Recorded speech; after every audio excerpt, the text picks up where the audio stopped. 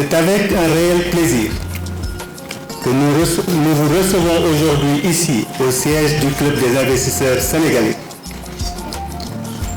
dans le cadre de son jeudi du CIS, et ce jeudi qui a pour thème aujourd'hui la promotion du Made in Sénégal. Une fois qu'on a dit la promotion du Made in Sénégal, on a dit une chose extrêmement importante.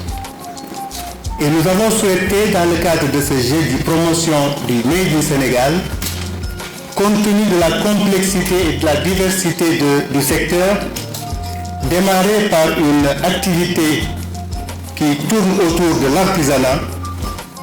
L'artisanat, moi je considère que c'est notre diamant, c'est le diamant du Sénégal. Nous avons de l'or, mais je suis persuadé que l'artisanat peut nous valoir beaucoup plus que l'or que nous avons. Mais dans le cadre de ce jeudi, avec ce thème de l'artisanat, nous l'avons décomposé en plusieurs sous-thèmes. Le premier aujourd'hui va concerner l'habillement. L'habillement qui peut aller depuis les champs de coton, en passant par le tissage, faire les fils, pour faire le tissu, jusqu'au styliste, jusqu'au tailleur, tout ce qu'on peut faire avec. Je suis persuadé pour régler la question de l'emploi, voilà un créneau extrêmement dynamique, extrêmement important. L'artisanat est un facteur d'équilibre social. Parce que c'est le seul moyen de pouvoir former un individu, de le rendre employable en moins de 2 ans. Il est donc à ce niveau un facteur de stabilité. Les événements passés ces jours-ci nous le montrent à suffisance. Il permet à des centaines de milliers de jeunes, normalement exclus des secteurs formels de formation ou d'emploi, d'avoir accès à une éducation, une formation et une insertion.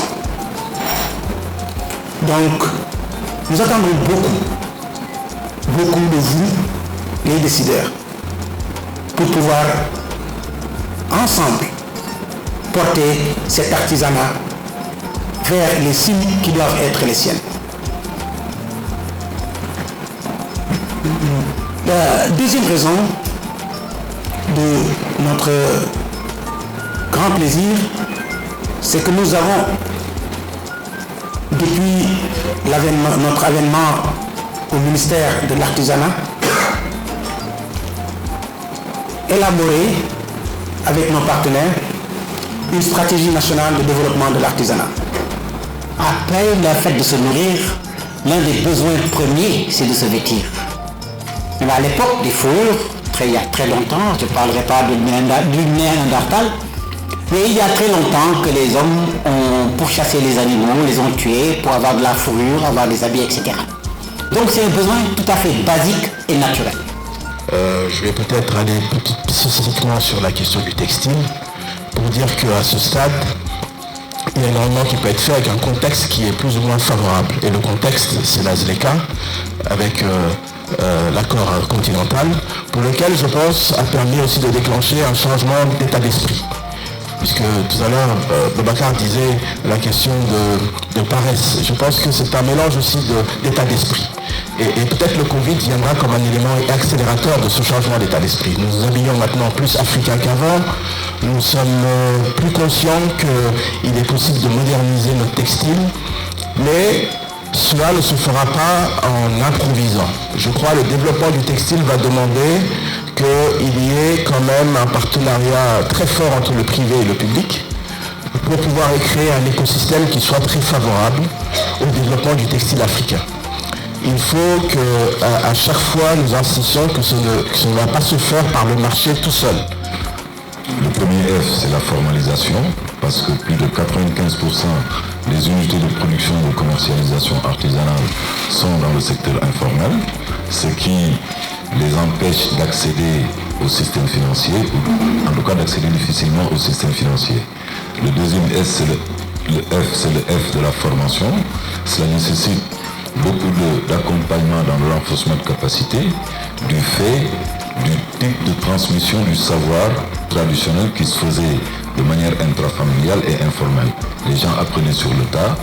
L'une des difficultés que nous avons rencontrées avec pas mal d'acteurs du textile, c'était sur le respect des normes métrologiques, sur les techniques de graduation, parce que souvent ils continuent de travailler de manière assez traditionnelle, tout en ne respectant pas certaines normes.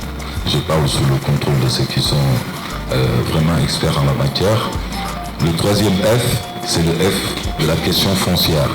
Quand on a la précarité de l'unité de production, il est évident qu'on a des difficultés à être compétitif sur le marché. Le quatrième F, c'est le F du financement.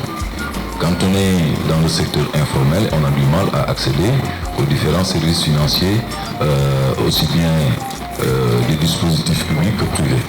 Donc voilà un peu globalement là où nous en sommes aujourd'hui. Il y a vraiment de quoi faire au Sénégal, tout est là, il faut maintenant s'organiser et donner la possibilité à tous ces artisans de mieux vivre, de pouvoir produire des produits de meilleure qualité et chacun de pouvoir recruter une personne, ce qui résoudrait pas mal de problèmes au Sénégal. Je pense que c'est important, monsieur le ministre, que l'État pense, parce que le Sénégal, je pense qu'ils ont réputé être des tailleurs. Parce que bu njëkk sax ku daan takk jabar sax buñ la may dañ lay jógal machine bi dugalaale ci biir loolu ñu koy fàttali ko kon merci beaucoup. Merci beaucoup. C'est un entrepreneur qui a montré la voie. C'est l'une des fiertés du CIS. Il y a beaucoup d'hommes comme ça dans cette structure-là, qui sont véritablement des développeurs, qui croient en ce pays, qui n'ont d'autres ambitions que le développement économique de ce pays. Et donc je pense que nous sommes interpellés tous, de l'État à nous simples citoyens. Il faut les accompagner. Il faut que nous croyions en cette capacité, que nous croyions en nos gens, en nos leaders, en nos locomotives. Ça ne sert encore une fois à rien de se partager la pauvreté. Oui. Je voudrais donc à ce stade apporter quand même une touche féminine avec, comment je vais l'appeler, c'est une entrepreneur atypique. C'est une ambassadrice de la mode sénégalaise, de la jeune génération. Mais c'est surtout la belle 221. Bijou Situti, elle a un nom prédestiné, très esthétique. Présentez-vous et dites-nous ce que vous pensez de cette discussion-là et de ce que vous faites. Salam alaikum. Merci Monsieur Ngom pour l'invitation au CIS. Monsieur le ministre, honorables invités, chers créateurs et entrepreneurs, je vous salue. Koutinek Sitourmek Santam. Des ambectés à contenter, bichois à porter sur ma modeste personne. Je m'appelle Touti. Ne vous fiez pas à mon prénom, je nourris de grandes ambitions pour mon continent, Afrique. Je le dis souvent, même le nom de notre continent n'a pas été choisi au hasard. On a un continent Afrique. Je dis bien Afrique avec un grand A. Pourquoi? Tonton Babacar l'a dit tout à l'heure. On a de l'or, bauxite, diamant, on est entouré du soleil, une population jeune, une végétation luxuriante. Toutes les richesses tant convoitées de ce monde se trouvent en Afrique. Et pourtant, on est à l'ère du XXIe siècle et on peine toujours à se développer ou se déployer. Souvent, ces ressources sont soit inexploitées ou surexploitées. On a parlé du coton. J'ai appris il n'y a pas longtemps en discutant avec M. Ifto. Je lui disais, M. Ifto, nous produisons le meilleur coton de l'Afrique. Il me dit, non Touti, vous produisez le meilleur coton du monde. Ça se trouve au Sénégal. Sauf que nous n'avons pas accès à ce coton. M. Mbaye a parlé de la GIZ tout à l'heure, c'est normal, ils investissent leur argent parce que tout le monde cherche du fil actuellement. Nous utilisons pour coudre nos robes le fil que les Chinois ont tissé et nous ont ramené. pour revenir aujourd'hui et remercier tonton Makhtar Sylla pour cette opportunité de nous adresser encore une fois à vous. Tonton Babacar, je crois que j'ai eu l'occasion, tout au début de la création d'Atelier 221, de vous interpeller. On a pris notre bâton de pèlerin. Je suis allée voir nos anciens, Tata Sadia, Tata Kole, Tata Djouma, qui ont été les précurseurs pour leur parler de nos ambitions et de nos visions. J'entreprends depuis mes 21 ans. Mon premier projet entrepreneurial, c'était avec la Sedima quand vous étiez à Caritas. J'étais à Kermassar. Les premiers poulets que j'achetais, malheureusement, je n'ai pas pu toucher l'argent parce que dès que ça arrivait à terme, ma famille le mangeait, donc voilà. Mais pour vous dire, cette aventure entrepreneuriale ne date pas d'aujourd'hui. Peut-être les gens connaissent Tutti sous le nom de la marque, mais ça fait 15 ans que je suis dans le secteur des industries créatives. Pendant 10 ans, j'ai importé en Chine, en Inde, en Italie, en France, aux États-Unis.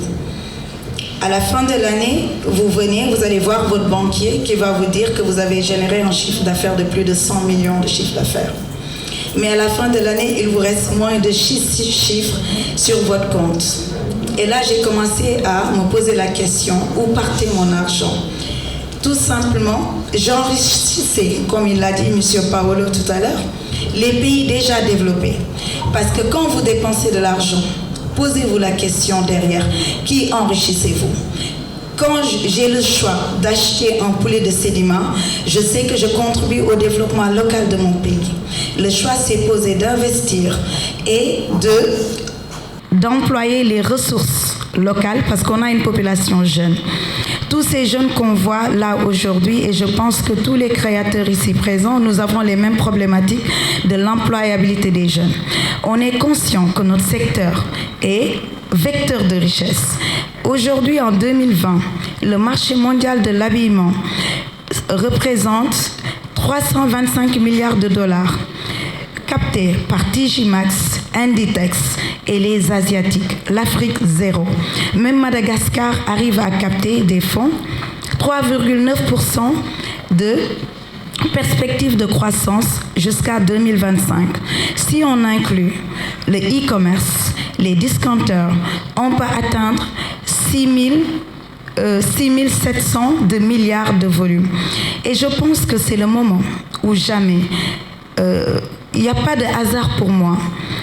Covid est arrivé à un moment clé. Je pense que le secteur de l'artisanat ne s'est jamais aussi bien porté pendant cette période de Covid. Pourquoi? Tout simplement, on se retourne sur nos ressources locales parce que personne ne peut plus prendre l'avion, aller en France, les frontières fermées. Donc la solution ne pouvait venir que de l'intérieur, pas de l'extérieur.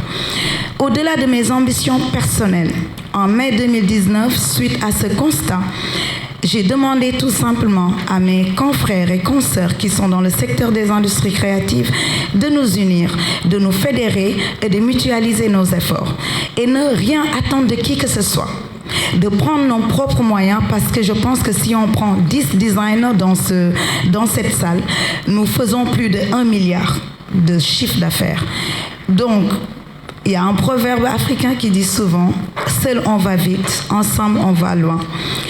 Je répète souvent le proverbe de Henry Ford qui dit « Travailler ensemble, tout début est difficile. On peut travailler ensemble, c'est le progrès. Rester ensemble, c'est la réussite. » Mais le problème que nous avons, M. Yvetot l'a dit tout à l'heure, c'est de nous fédérer. Chacun veut briller de son côté. Vous regardez le ciel, il y a l'étoile polaire qui brille plus que les autres. C'est comme ça. Pourquoi l'étoile polaire brille plus que les autres? Pourtant, il y a d'autres étoiles qui s'illuminent. Pour ne pas mobiliser la parole, parce que je suis une passionnée, je parle à cœur ouvert. Je m'adresse à vous, Monsieur le ministre. Je vous remercie. On a eu l'occasion de venir avec Baye Pathé pour vous parler de notre vision et de nos ambitions pour ce secteur. En mai 2019, on a créé un GIE dénommé Atelier 221. Pourquoi Atelier? nous tous, quand on quitte chez nous, on va dans nos ateliers. Donc, c'est plusieurs ateliers qui se réunissent et 221, le code de notre pays qui nous réunit tant pour fédérer, structurer, venir en appui aux acteurs du secteur pour apporter des solutions économiques, sociales et d'employabilité des jeunes. Vous l'avez dit tout à l'heure, Monsieur Sylla, le premier vêtement du corps, c'est le sous-vêtement. C'est le sous-vêtement, le premier vêtement du corps. Monsieur Mboup l'a dit tout à l'heure. On peut ne pas manger, mais quand on sort de chez nous, on est obligé de s'habiller, de la tête aux pieds. Et cela, ce sont les artisans. Nous sommes les premiers employeurs de ce pays et du monde. Pourquoi? Il faut de l'accompagnement institutionnel. La France a fait de la France le pays de la mode. Les Américains, les Chinois, ils vont tous sur les Champs-Élysées pour faire du shopping. Ils ont vendu la destination française. Vous enlevez la Tour Eiffel, il n'y a rien d'autre. Le foie gras, le champagne, la gastronomie française est très recherchée et réputée. Pourquoi nous, on ne peut pas le faire chez nous? Le Sénégal devrait être un hub de la mode. Aujourd'hui, il faut rénover, investir dans la technologie, donner les moyens aux ouvriers ici présents. Chacun parmi nous tire le diable par la queue avec nos propres moyens. Saloum Diaye l'a dit tout à l'heure. Le problème du foncier, l'accès au foncier pour les entrepreneurs pose problème. On n'est pas des milliardaires, on est des entrepreneurs. C'est un métier qui n'est pas souvent valorisé et pourtant on est des chefs d'entreprise. Nous employons plus de 20 personnes dans nos entreprises. Au-delà de l'aspect business, il y a l'aspect social. Ces personnes qui travaillent chez nous, derrière, ils ont des familles. Ces petites filles que vous voyez dans mes ateliers vous diront « Touti, moi, jette mon frère ou ma sœur pour payer ses études à l'université. » C'est un devoir. Et c'est ce pays qui nous a tout donné et on rend tout à ce pays. On a tout laissé. On se bat avec nos propres moyens. L'Union africaine a eu l'opportunité de nous inviter il y a 2 ans. Sur la semaine de l'industrialisation, on parle de value chain. Tous les pays étaient représentés sauf le Sénégal. Moi, je suis allée avec mes propres moyens, avec Awosek et une autre designer. Quand j'arrive là-bas, je demande, il est où notre ministre de l'Industrie? On me rigole au nez. La Gambie a amené plus de 8 designers incubés en Éthiopie pour voir comment ça se passe. La chaîne de valeur. Quand j'avais 6 ans, en 86, on chantait We Are the World, un grain de riz pour l'Éthiopie. Vous descendez en Éthiopie, c'est un hub, vous vous dites, mais comment ils ont fait? Peut-être vous l'avez dit tout à l'heure, tonton Babacar. Je pense que on est très gâté par la nature. Donc le Sénégalais préfère se lamenter, on n'a rien, on n'a rien. Moi, personne ne m'a jamais rien donné. Je ne dois rien à personne à part le bon Dieu. Je me suis toujours battue, j'ai toujours investi avec mes fonds propres. Les banques ne prêtent qu'aux riches. Soit on vous appelle, vous dépassez les 10 millions, on vous appelle pour un DAT, ou bien vous êtes à moins de 100 millions, on vous appelle tout et est-ce que ça va, les affaires marchent? Sinon, on réinvestit. C'est un devoir pour nous de tout donner à notre pays pour ne pas mobiliser la parole. Je vous remercie de votre attention. Merci. Et le débat est ouvert pour répondre à toutes les questions. Merci. Il y a des gens qui nous suivent via Zoom. Donc c'est Béa Blondin-Diop qui nous dit « Nous sommes tous d'accord pour dire que le design artisanal, au sens large du terme au Sénégal, peut être vecteur de croissance et de développement. » Elle pose une question.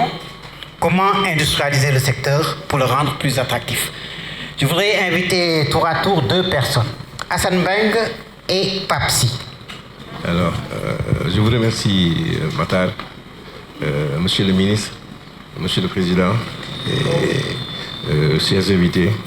Je vous salue et je remercie tout le monde donc, de me donner l'occasion de me présenter et de faire une petite présentation. Je pense que la dernière séance qui s'est passée ici, j'avais pris la parole. J'ai discuté un peu du textile parce que je suis ingénieur textile de formation, diplômé depuis 1983. J'ai fait 10 ans d'industrie textile au Sénégal. Et c'est la première fois que j'ai l'occasion de participer à un événement de cette ampleur, devant des professionnels, de parler de l'industrie textile sénégalaise. Le Sénégal a été une très grande vitrine dans le textile mondial. Et je vais rebondir sur là où le président a terminé tout à l'heure pour dire que si l'État du Sénégal s'engage à faire les tenues de l'armée, de la police, en tout cas de tous les corps constitués au Sénégal, ça peut aider les industries. Ça se faisait.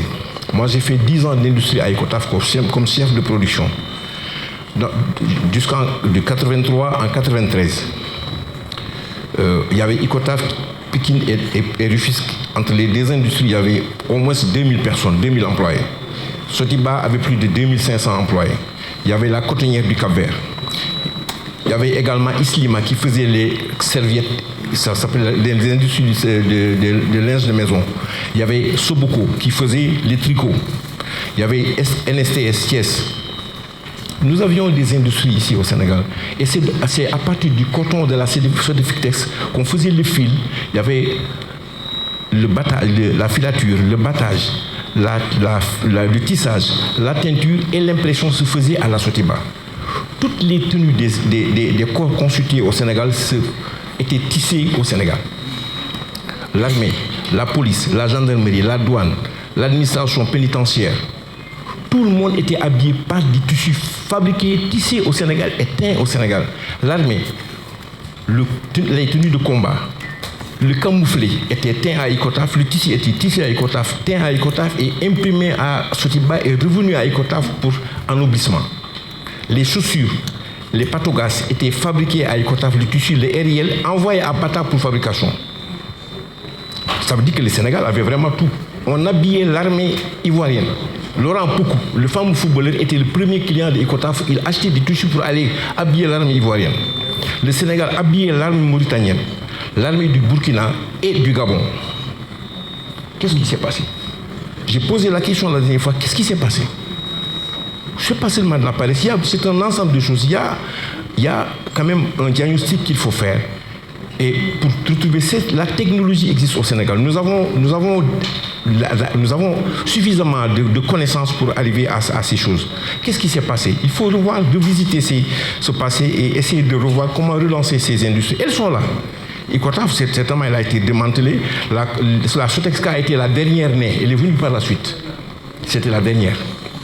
Mais et en dehors de ce tissu, parce que tous les tissus que nos bonnes femmes mettaient et que tout le monde connaît bien, allant bien de l'étamine, des pagnes, même les tissus d'ameublement, on les faisait. Les tissus qui servaient à faire du matelas, ils étaient fabriqués ici.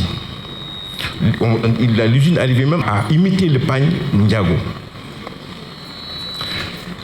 À Kaolack, il y avait... à Kaolack, il y avait en dehors de la Sotexka, il y avait l'usine qui faisait les sacs en jute. Parce qu'il y avait le jute, la matière première, le jute était poussé à Kaolack avant que le sel ne pousse. Il y avait la Sénembal qui faisait les sacs de jute pour emballer du riz. L'usine est toujours là-bas, la Sénembal. Je pense bien qu'elle est à Kaon.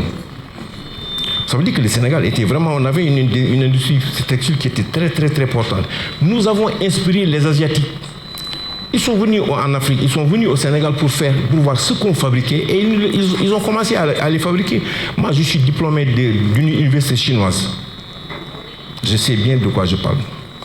Ils ont imité ce qu'on fait. Les pagnes étaient fabriquées ici. Il s'est passé quelque chose. Et l'industrie textile, elle a la particularité d'englober beaucoup de personnel.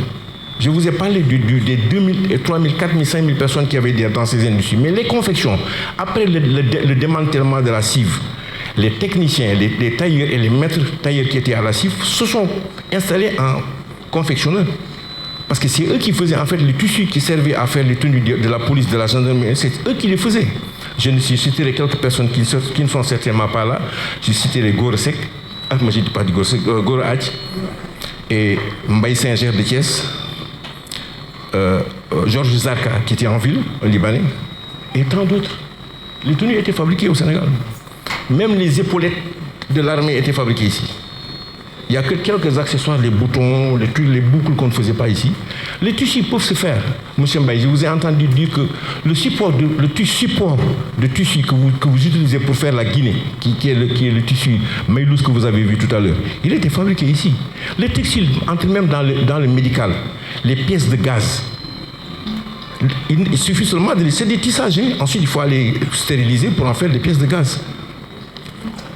on a fabriqué ici à Ecotaf les tenues de l'armée américaine quand ils allaient faire la guerre au Koweït.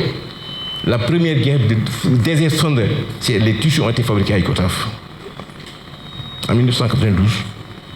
Ils ont fait les tissus pour aller tisser chez eux.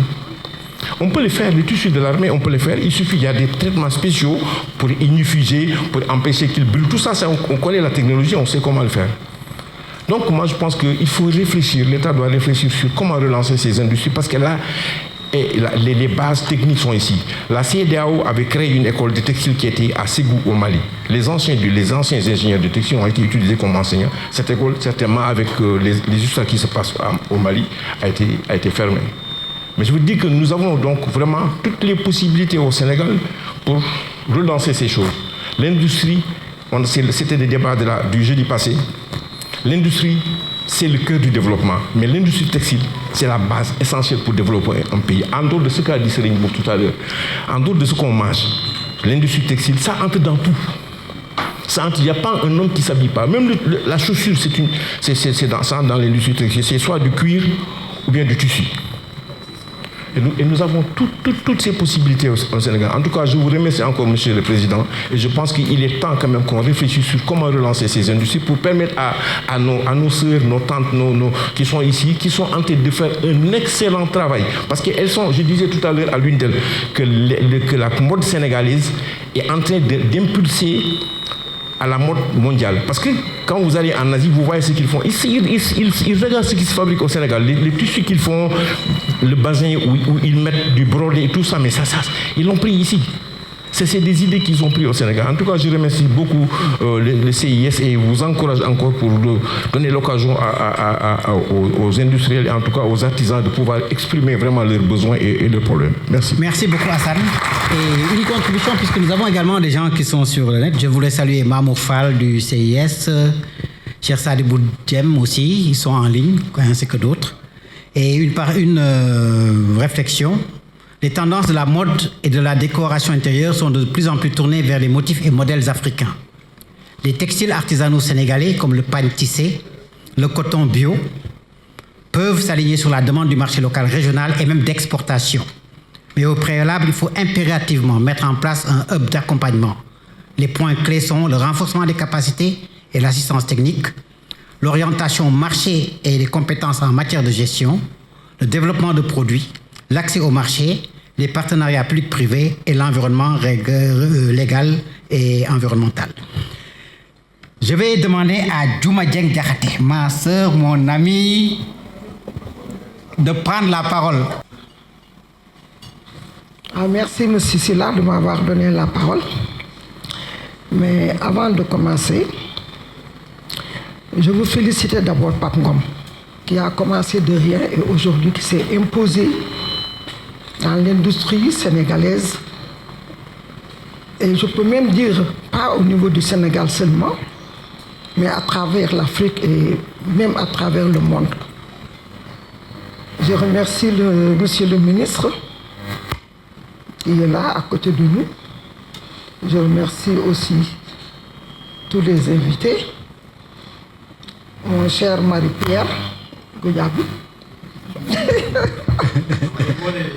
Parce que c'est lui qui m'a présenté M. Dien. À l'âge de 18-19 ans. Il faut être reconnaissant. Je ne peux pas le voir dans la salle sans parler de lui. Absolument. Aujourd'hui, j'ai des enfants qui ont plus de 30, 35, même 40 ans. C'est grâce à lui. Je félicite la grande dame qui est assise. Je dis grande dame. Tout dit par le nom, vous êtes peut-être de petite de taille, mais d'expérience quand même, vous êtes une grande dame. En vous entendre parler, je crus que j'étais devant une personne qui avait plus de 40-50 ans.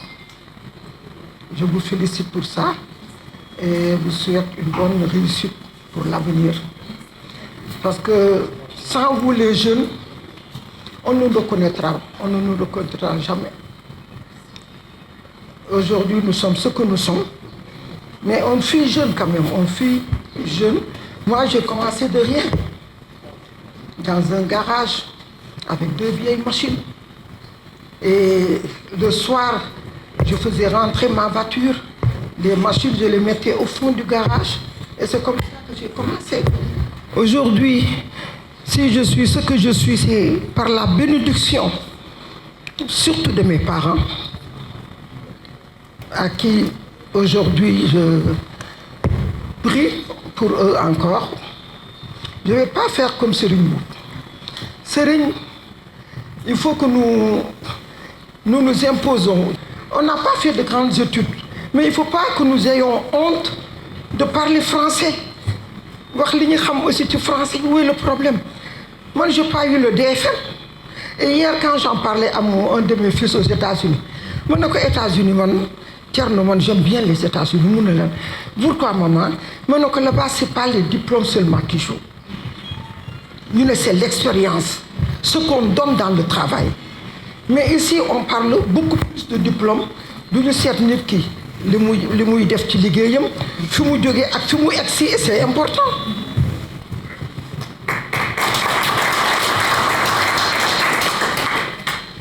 Je me ouvert mon atelier dans le garage avec 2 vieilles machines pour un investissement total de même pas 300 000 à l'époque. Dem ba am plus de 90 tailleurs Shalimar Couture. C'est mon chiffre d'affaires, je ne me rappelle plus, mais en tout cas, bon, je crois que le fisc de toute façon passe. Parce qu'aujourd'hui, Shalimar Couture a 41 ans d'existence, tabarkalla. Sama xaalitin. Daana def ay bénéfices nets de 9 à 10, 11 millions par mois. Waaye passé na parce que bu ngeen ma facturer.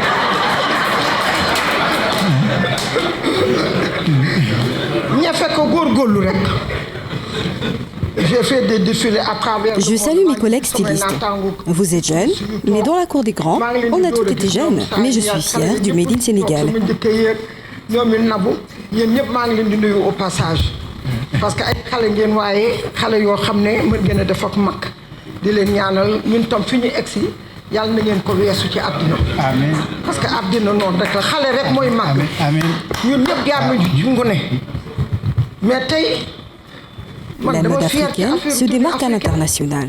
Il nous manque la matière première, le textile, le tissu, car on ne fabrique pas de tissu. En couture, il faut sans cesse faire des recherches. Avant, on n'avait pas compris que l'union fait la force. J'ai créé l'association que j'ai remise à Sadia. Pour que l'État nous aide, nous devons être unis. Après 41 ans, je ne cherche plus de bénéfices, mais je dois accompagner ma fille qui a pris la relève. Et dans les 5 piliers de l'islam, on doit sans cesse travailler. Je suis l'initiatrice du fil jaune. J'ai dû faire teindre, aller en France à l'époque pour pouvoir l'utiliser. La répétition est pédagogique, surtout pour les jeunes. On remercie le président. Il ne peut pas tout faire. C'est très rare. Fii laa ko ñëwee mais tissu bi fabriqué wuñu ko au Sénégal parce qu'on ne fabrique pas. Waaw yow sa bos bii Collé moo ko rabboon. Waaw et c'est une fierté pour ñun. Man li may wax ci affaire ñaw mooy ku ne na indi xam-xamam na ku nekk gën a gëstu. Comme nous l'avons dit, nous sommes ndey bokk bàyyi. L'union fait la force. Bu jëkk nag on n'avait pas compris loolu mais tey alhamdulilah ñu ngi jege yaatoo man créateur yi maa formé association bi maa ko samp waaw bi ma ko sampee ma dem ba ci kanam jox ko Sadia mu yor ko yor bu rafet tey aussi di ñu tette nañu boole suñuy xam-xam nañu bokk ànd parce que bu ngeen bëggee aussi gouvernement bi taxaw di ñu dimbali dañuy taxaw day fekk ñun suñu bopp ñu nekk benn pour faciliter le gouvernement bi travail waaye ku nekk boo mënee demal sa bopp fii ku fi ne mën na demal boppam parce que lu nit di am na ko ba pare man Shalimar Couture su ma ne tey bu ma sañoon bu dul woon sama doom bi jàng ñëw waxatuma dara ci ñëw damaa sonn waxatuma ci dara damay wax dëgg 41 ans ñëw naa ba dee lu ma ci amul woon dootuma ko ci am fi mu nekk dama bëgg dama ci amoon mu di ci dund bu neex waaw waaye nag terewul maa ngi liggéey ba léegi parce que tant que yaa ngi dund ça fait partie des 5 piliers de l'islam tant que yaa ngi dund yàlla subhanahu wa taala may lu wér da nga war a liggéey ba mu lay jël te yàlla na yéex pour ñun ñëpp ak mbooloom jullit bu ma gisee tey ndeysaan ku ci sol basin ñu ñëwee ko fil jaune man damay bëgg ci sama xol fil jaune bi maa ko indi ci réew mi indi ko à travers le monde te kenn mënu ko dindi bu njëkk duñ daa ñëw ci basin bu weex wala ñu baxa basin bi boobu fil coton bi écrou bi moo amoon en soie amul couleur écrou bi dafa blanc cassé comme ni nga ko wone woon léegi bu ñu ci mësaa ñëw pour mu jaune duñ koy duggal ci eau de Javel fanaanal mbubb mi ci eau de Javel mu jaune ma jël sama eau de Javel jël tissu bi dem ba Shanghai fii ci usine bi ne leen man dama bëgg ngeen dimbale ma couleural ma fil bi mu jaune te dootuñu dugg suñu yëre yi bees ci ndox ñu ne loolu de amul benn problème ñu moom duggal wan leen benn modèle ñu xool après ñu ne ma ñun am nañu un représentant à Paris mu nga rue j'ai oublié le nom de la rue à Paris mu ne mën nañ la booleeg ñoom parce que yow comme li ngay jënd du bari donc mënuñu la defal quantité bi nga bëgg dafa tuuti et nous on vend en gros à travers le monde ma dem fa ñoom ñu defaral mu wëñ bi ma indi ko Sénégal mais je l'ai bloqué quand même pendant 6 ans kenn mënu ci ñëw lu dul man kenn rek parce que du ñu ko signé woon ci convention bi après nag ma bàyyi léegi ñu di ko ñëwee donc man pour man loolu sant yàlla la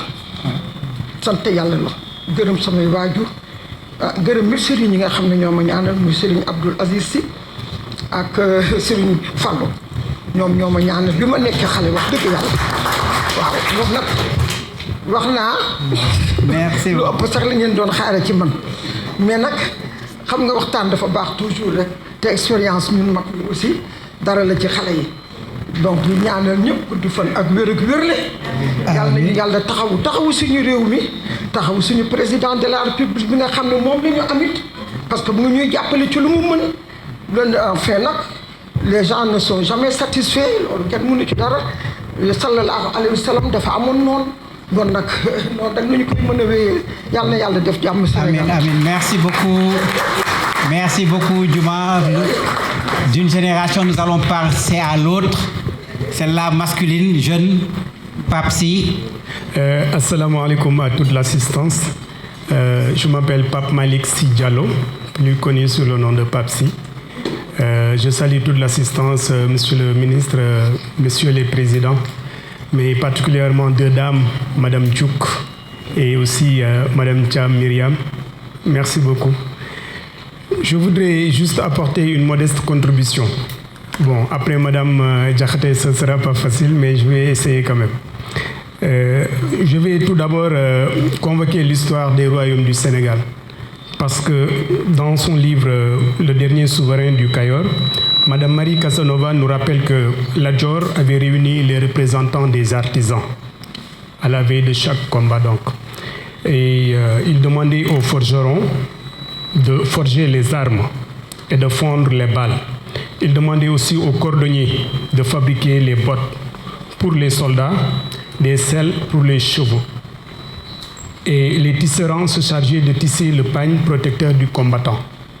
Cela veut dire que tout le monde participait à une activité, à une tâche.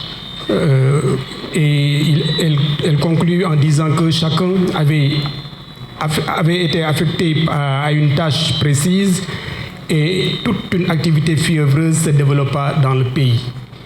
Cela veut dire qu'aujourd'hui, le marché regorge d'énormes possibilités de partenariat entre les investisseurs et les artisans.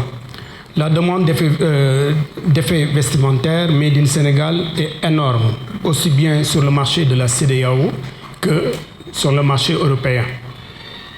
Alors, un partenariat gagnant peut permettre de booster le secteur artisanal et donc aux investisseurs de tirer des revenus substantiels. Il est souhaitable que chaque diplômé académique fasse ses premiers pas dans une branche de l'artisanat. Cela est tellement important à mes yeux que le président de la République devrait prendre un décret à ce titre, puisque le service militaire n'est pas obligatoire au Sénégal, Mais si à la fin d'une formation, on demande à ces jeunes diplômés de travailler dans le secteur de l'artisanat pour essayer de booster les artisans qui n'ont pas la possibilité d'être assez formels et assez organisés, je pense que ça pourrait beaucoup aider. Ensuite, de dire aux artisans que s'ils veulent être accompagnés, ils seront obligés de travailler avec des jeunes diplômés. Et donc c'est dans ce sens seulement que l'investisseur pourra avoir la certitude de son investissement. Alors, donc voici ma proposition. L'investisseur, en collaboration avec l'artisan, commande une étude des besoins en investissement, bien sûr, mais aussi les besoins en roulement, parce que souvent les artisans ont un problème de roulement dans leurs entreprises. Alors, l'investisseur met à disposition donc le montant dans un compte à double signature, parce que d'habitude les artisans, s'ils sont financés, après le financement va tourner à d'autres fins. L'essentiel, l'objectif, c'est de verrouiller donc cet investissement-là pour pouvoir permettre à l'artisan et à l'investisseur de sécuriser donc le fonds de roulement. Et l'entreprise recrute, en plus d'employés déclarés, un gestionnaire. Ça veut dire qu'on va recruter quelqu'un qui sort d'une école de formation professionnelle, un gestionnaire. On va recruter aussi un comptable. Cela permet à l'entreprise d'être sûre que l'entreprise sera formelle comme le veut le ministère, mais aussi de recruter un commercial, parce que les artisans en ont besoin.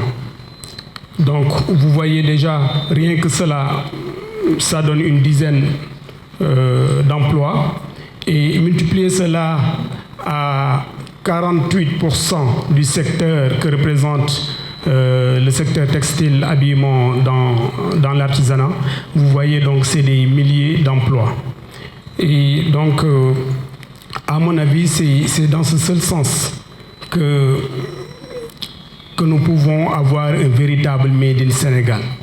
Parce qu'aujourd'hui, on peut dire Made in Sénégal, mais si le tissu n'est pas fabriqué ou si les matières premières ne viennent pas du Sénégal, ce sera véritablement pas exactement ou totalement du Made in Sénégal.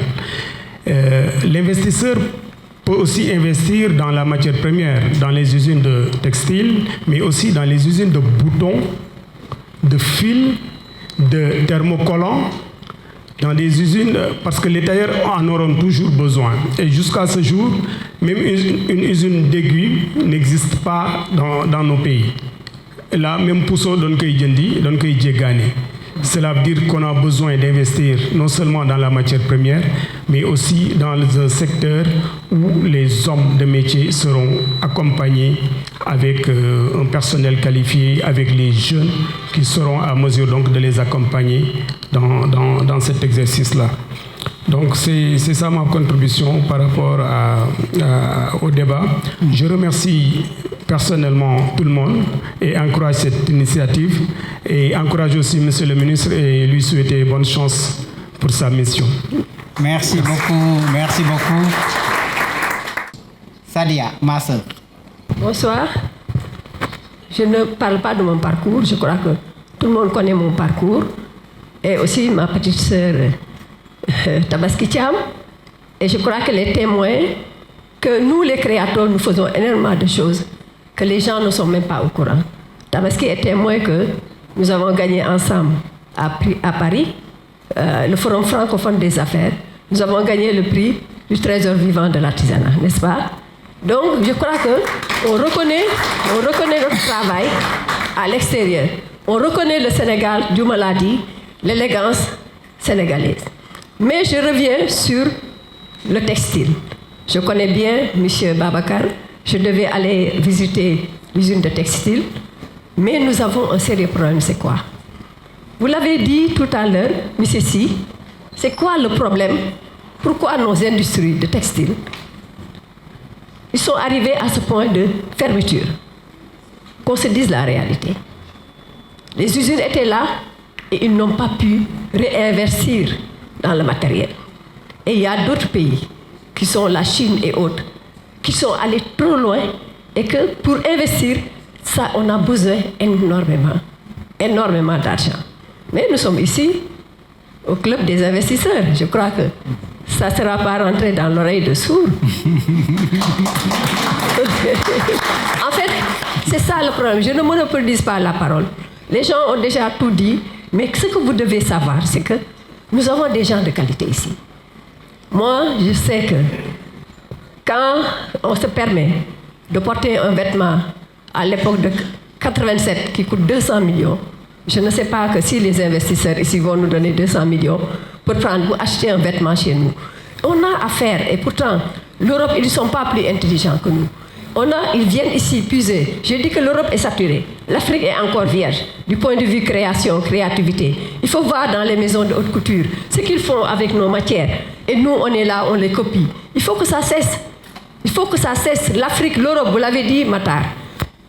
Rien que le marché africain, c'est un marché énorme qu'on doit acquérir. Il faut qu'on aide aussi pour que les gens puissent avoir le tissu ici, pour qu'on ait la matière première. Sans cela, on aura des problèmes nous-mêmes pour exporter parce qu'on n'est pas compétitif. Je crois qu'il y a énormément de choses à dire et que si vous vraiment vous le laissez tellement ce jour-là, on n'aura pas à terminer avec ce thème. L'artisanat, c'est beaucoup trop important. Le ministre le sait, il fait énormément de choses, on a eu à discuter et il y a beaucoup de programmes qui sont en cours pour les 10 millions, M. Saloum l'a dit, de tenues et qu'il est temps, c'est vrai, il est temps que l'on fasse faire tout ce qui est constitué ici au Sénégal. Nous en avons besoin, mais qu'est-ce qui se passe? On est élégant, hommes comme femmes. Quand on sort avec un autre pays africain, nous sommes les seuls qu'on reconnaît en premier. Mais qu'est-ce qui se passe? Pourquoi on n'avance pas? On est là, on se pose la question, mais on est là au club des investisseurs. Ils vont faire quelque chose pour qu'on puisse avancer dans le secteur. Je m'en arrête là. Merci beaucoup, Sadia. Et je pense que également pour l'histoire, il est important de rappeler que Sadia Gueye a été le mannequin l'égérie de Yves Saint Laurent. Pour les gens qui sont avides de grandes marques internationales, elle a fait tous les podiums du monde. C'est une très très très grande dame qui est là. Bravo Sadia, nous sommes tous très très très fiers de toi. Donc pour la suite, Tchadné Diagne pour Collé Ardo Sow. Monsieur le ministre, Monsieur les présidents de société, chères autorités, mesdames, messieurs, mesdames les créateurs. Je ne savais pas que j'allais prendre la parole, sincèrement. Ma sœur Collé étant empêchée, et puisque moi-même j'étais invitée, donc elle m'a dit de la représenter en même temps. Alors, les quelques mots que je vais rajouter à tout ce qu'on a dit, après avoir salué ma grande sœur, bien sûr, Tissounou Kilifa muy Diouma Diakhaté, nga xamantene suñu mag la suñu kilifa la ma koy nuyu bu baax di nuyu Sadia particulièrement parce que c'est tout à fait normal. Donc, ce que je voudrais juste ajouter, c'est, à mon avis, on a des structures qui sont prêtes à investir. Mais où investir? Quoi investir? On n'investit pas là où on n'est pas sûr de récolter quelque chose. De l'autre côté, on a des créateurs qui ont un savoir-faire, mais qui n'ont peut-être pas les moyens de faire de telle sorte que les produits qu'ils font soient assez compétitifs. Qu'est-ce qu'il faut faire? C'est les mettre ensemble et que chacun puisse trouver son dû après ce rapprochement, je voudrais dire. Alors, investir dans quoi? Je vais juste poser une question. C'est même pas une question, c'est une remarque que je vais faire. Sur une matière qu'on utilise ici au Sénégal, et toujours je me pose la question à savoir, mais où sont ces industriels? Le basin, un conteneur de basin, il coûte entre 400 et 600 millions. Combien de personnes portent du basin au Sénégal? L'autre a dit, on faisait du basin, d'accord. quelqu'un a dit il ne faudrait pas qu'on continue dans la médiocrité. Parce que tant qu'on fera du bazin de bas de gamme, certains Sénégalais qui aiment la qualité iront toujours acheter du bon Getzner. C'est quoi? Qu'est-ce qui nous empêche de faire des matières de haut de gamme? C'est une question de technicité et d'investissement. Et puisqu'on récolte, le jour de la Tabaski, la Korité, c'est combien de milliards qu'on a acheté en bazin? Et pourquoi on laisse les gens aller acheter les conteneurs en Allemagne pour les ramener ici? Maintenant même, il y a des Sénégalais qui sont en train de faire leur marque, mais ils le font à l'extérieur. Pourquoi pas le faire ici? Il y aura la main-d'œuvre, on aura notre bazin et toutes les autres matières qu'on peut avoir. C'est déjà un bon deal, à mon avis. Bon, ça c'est une première chose, une première remarque que je voudrais faire.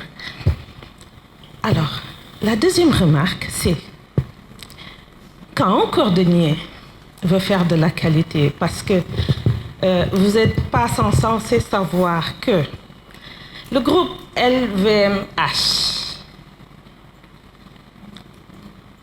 il regroupe les Christian Dior, Givenchy, Louis Vuitton. Le propriétaire, il est le 3e homme le plus riche au monde. Et on m'a dit qu'il est le premier. Et pourquoi? Parce qu'il a su investir dans l'industrie de luxe, mais l'industrie créative, mais dans le luxe. Et le luxe, c'est quoi? Mais c'est de l'artisanat, mais dans une gamme supérieure. Absolument. Comment avoir cette gamme supérieure? Ces créateurs, ils ont le savoir-faire. Il faut les accompagner dans tout ce dont ils ont besoin, techniquement, pour qu'ils puissent présenter des produits de qualité compétitifs, à mon avis. Donc, je crois que c'est vraiment une relation qui doit pouvoir se faire facilement et rapidement pour faire de nous tous des milliardaires, n'est-ce pas? Je vous remercie. Merci beaucoup, Madame Diagne, qui est également une grande créatrice, très inspirée.